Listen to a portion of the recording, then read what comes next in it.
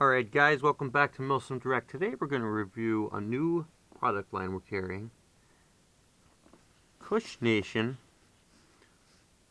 Nerf style rockets. Now, these perform fantastic. These are the 2.0 series. You started out with the 1.0s and then the 1.5s. They had little edges on the fin to help with the spin. But they upgraded to the 2.0s and they work really well. Very well built front head on the rocket. It's a foam, but it's more of a rigid foam than the actual Nerf style. Improved body with a stronger rod housing running in between. The fins are very well built. They're not going to tear off and rip like you see with a lot of the Nerfs or non-name brand. These are made in U.S. Born in Brooklyn, as you can see right there. Now the 2.0s come in a couple different colors: the green, the sky blue, the red, and the yellow. All great. These are all 2.0s. They're all the same, with the exception of the fin colors. But they all shoot fantastic. In all honesty, we shoot these out of the Nerf launchers. And out of our tank, Kugelbrecher, I'm sure everyone's familiar with Warhawk Task Force 771. Our home-built tank, Kugelbrecher, and the 1964 Thiokol Snowcat. If you're not familiar with it, type Kugelbrecher into YouTube. Take a look at some of the videos. We'll have new stuff coming up from our game, Folded Gap, the next weekend. And that'll be available to you guys probably within a week or two of the game. We're going to have some awesome footage, we really are. But these rockets shoot great. They really do.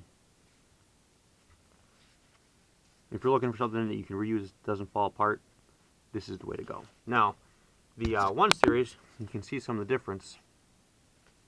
The 1.0 rockets, a little bit of a shorter body, not by much, but a little bit of a shorter body than the 2. Okay.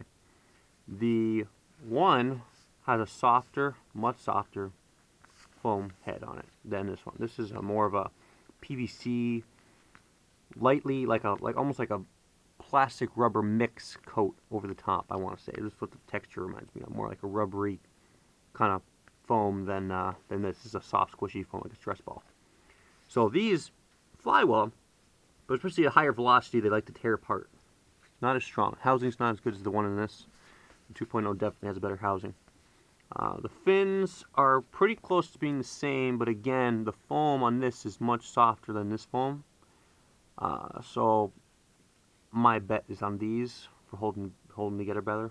And in all honesty, from what I've seen, these hold together better, especially when you're shooting at higher velocities. Like a lot of people are capped at, let's say, 180 feet per second for handheld Nerf rocket launchers, which is low. It's not really that high, which is fine and dandy. Sometimes they shoot better at lower velocities, depending on what you're launching from, and depending on the Nerf you're using.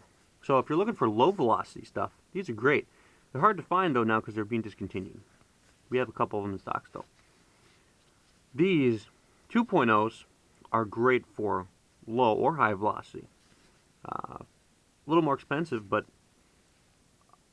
you can shoot these 220 plus feet per second, and they fly beautiful, especially if you have a rifled barrel. Kugelbrecher, our tank, has a custom PVC rifled barrel. One of the reasons why we can shoot people from so far away. But in all honesty, great products. Link below will include a link to our storefront if you guys want to pick some up. But definitely recommend either KUSH series. Again, lower velocity, higher velocity. If you can find the 1.5s, they're basically a 1.0 version with cuts on the fins going along the hull. It's shaved off the sides. It allows it to help it spin a little bit for those of you who don't have access to a rifled PVC barrel, or you're using a standard manufacturer launch like a JCSD or something. It may give you a little bit of advantage. But I hope you enjoy the review and like it. Check the link out below. Thanks, guys.